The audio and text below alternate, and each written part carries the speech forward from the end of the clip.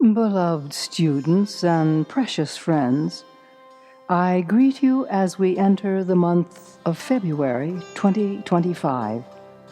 The past couple of months have been fairly stressful for quite a few of you, due in large part to prevailing political conditions, not to mention the sheer horror of wars wherein oppressive governments exploit and seize the land assets of countries they deem to be weaker. For such conditions to arise and proliferate, it requires not only greed on the part of the aggressors, but also a dearth of compassion for those who are most vulnerable. While such time-worn tactics of aggression are not new, they do not really belong to the 21st century, do they? This is indeed a complicated time on planet Earth, and the events now unfolding can seem utterly overwhelming in magnitude. Without denying the outer scenario, let us create an inner scenario of peace and wholeness that we may seal our connection with wisdom and compassion. May each of you be blessed as you seek meaningful ways to make a difference in this complicated world. Indeed, may you experience the very gifts you seek to give the world in a time where so much healing and holding is needed. Spiritual aspirants today must learn how to live in the world as it is right now, since it is simply impossible to live in either the past or the future. Fixating on a time that is past or what might be in the future only serves to snatch one from the present moment. You see, to withstand the howling winds of change that are now activated, one must be radically present in the here and now. Fortify yourselves so as not to collapse under the heavy demands of this time. Rather, learn to face the unexpected moments you encounter with clear vision and a strong intention to rectify inwardly the many problems that you see outwardly. Indeed, in this highly charged point of transition, you will likely find yourself being challenged in ways that surprise, disappoint, or even discourage you. In spite of your best efforts to be compassionate, helpful, loving, and kind, you may discover that some folks are simply, unable to receive these gifts. You may encounter those who challenge your intent, or your spiritual path, or even your personhood. It is important to remember that the caustic energies of political strife, and war, always trigger polarization. In fact, these situations tend to reveal life's double-sided nature. You see, when two sides are positioned against each other, struggle always results. In fact, looking at arising scenarios carefully, you may discover that the themes propagandized as pulling the country together may actually be forcing the factions farther apart. Clearly, this is a time for honing clarity and discernment in the face of polarization and rigidity. Remember, everyone has personal areas wherein she or he is or may become rigid. Indeed, this is simply part of the paradigm of what it is to be human. Often, the rigid places one constructs inwardly result from situations or relationships wherein the person experienced some kind of personal wound. Perhaps the raising of rigid inner structures causes a person to feel as if she or he is protecting his or her deep self against ever being wounded in the same way again. Yet, should another similar situation arise, the ego's quickest reaction is to become defensive in an effort to push away the pain it feels. Although defensiveness is a type of rigidity, as it turns out, this strategy is not really effective in terms of protecting against future painful experiences. You see, defensiveness is rooted in fear, isn't it? Thus, instead of protecting the ego, it may merely reinforce its points of non-clarity. Well, let me here offer a suggestion that, while making perfect sense to the soul, may seem quite radical to the ego. Of course, part of the spiritual path requires one to confront the ego, and often in places where it may be overly sensitive. Now, my suggestion is that you learn to give thanks for all those experiences that challenge your ego, your beliefs, and even your wisdom and your compassion. You may want to see such moments as a kind of test. Oh, well, it is not so much that these experiences are testing you, even if it feels so in the moment. Rather, these moments offer opportunities for you to test yourself. How present are you in the face of challenge? If another person reacts in such a way as to cause you pain, look carefully to determine whether your reaction might also cause pain. It is both a point of mastery and an expression of love to show up being fully present in precisely just such moments. When you carefully and honestly investigate your own inner terrain, I think you will see clearly that a high level of mindfulness is required in order to be fully present for the moment without being controlled by the past. In truth, not many people can do this consistently. You see, when an emotional charge is sparked, one often vacates the present moment and moves into the past. While this inner movement may be very subtle, it can be detected if one is truly awake and paying attention. Of course, when another provokes the arising of an emotional charge within you, particularly if it is an intentional act, most likely they, too, are reliving some past experience and projecting it into the moment at hand.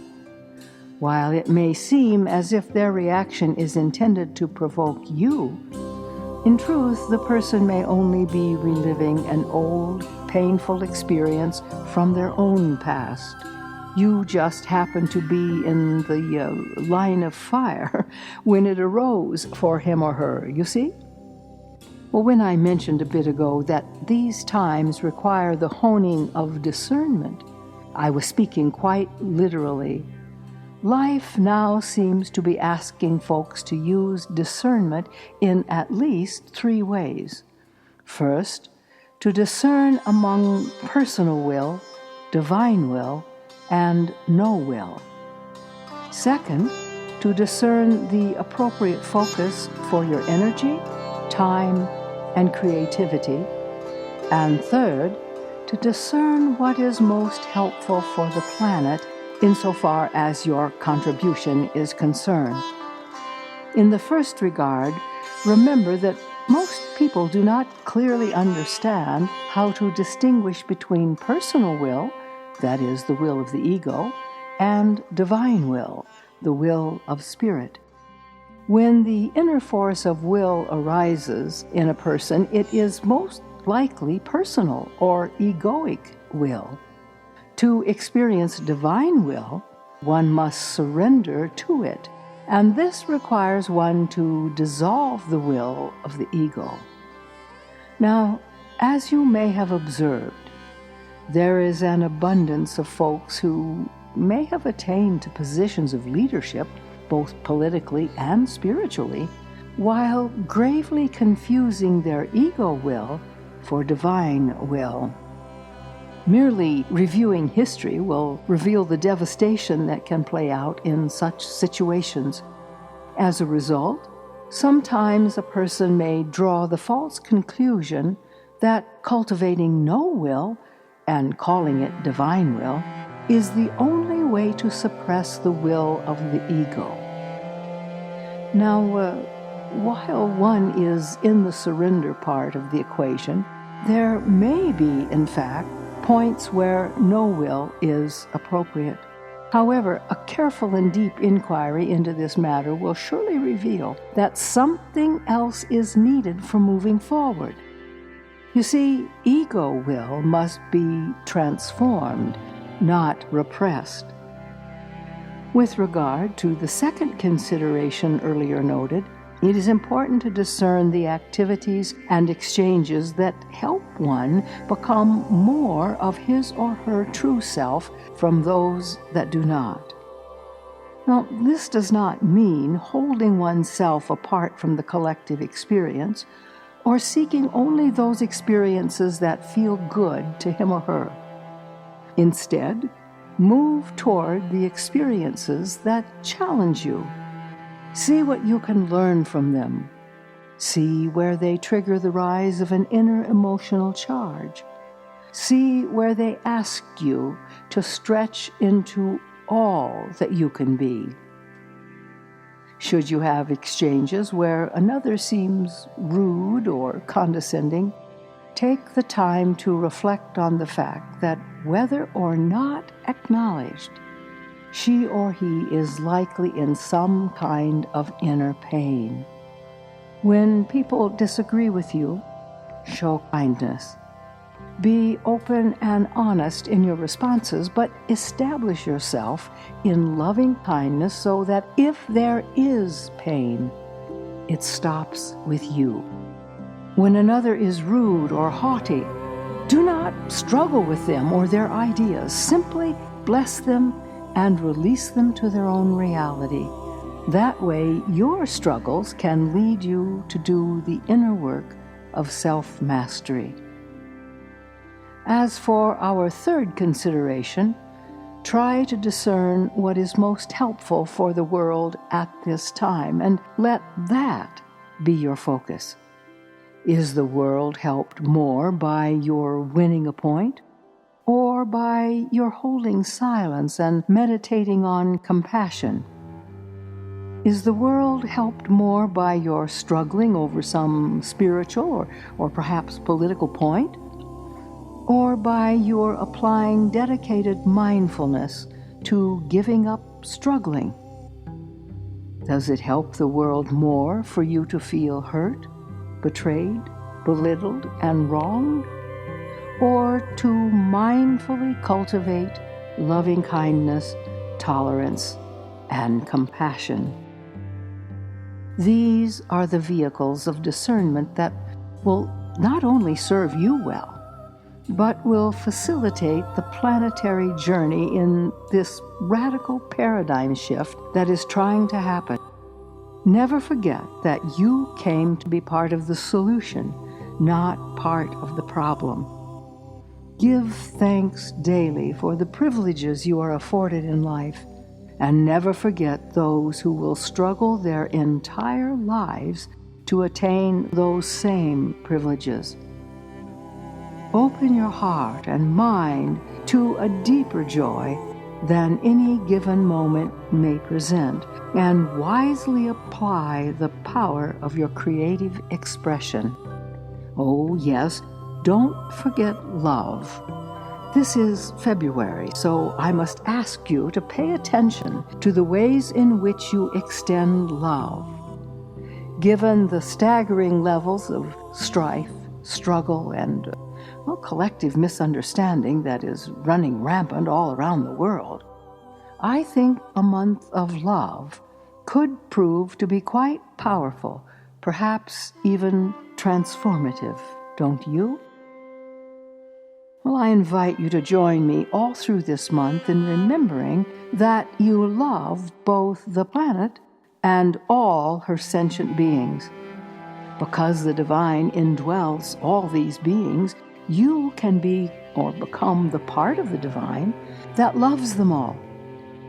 Of course, at a personal level, you may sometimes feel some resistance arising, since some beings may not be actively pursuing a connection with the divine.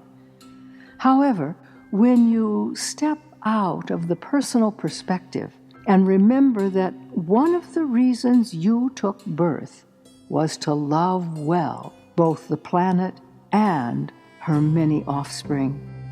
When you remember this, your love can swell within you and even melt any resistance raised by the ego. Bring love into all your encounters this month, both those you experience outwardly and those you experience only in your mind. After all, halfway through this month, you will get to celebrate Valentine's Day, or a day of the heart. Of course, Valentine's Day is generally associated with Eros, the Greek deity of erotic love. Now, there is no evidence that Saint Valentine engaged in erotic love. Indeed, he was a cleric who ministered to persecuted Christians in the 3rd century. Yet, owing to a poem written by Chaucer sometime in the second half of the 14th century, erotic love became associated with his feast day, which is on the 14th of February. At that time, people believed that birds paired in mid-February, which turns out to align with the saint's feast day. Well, erotic love aside, the question I'd like you to contemplate this month is, in each arising moment, what are the possibilities for love? Well, actually, I'm inviting you to open more deeply into the presence of love than is normally celebrated with this holiday. Let the softness of spiritual love be present with you literally every day this month. Let it guide your hearts to love boldly, even when, for whatever reason, your love does not appear to be returned. Above all, know that I love you, I bless you, and I look forward to all the healing that can happen when humans truly learn to love. I thank you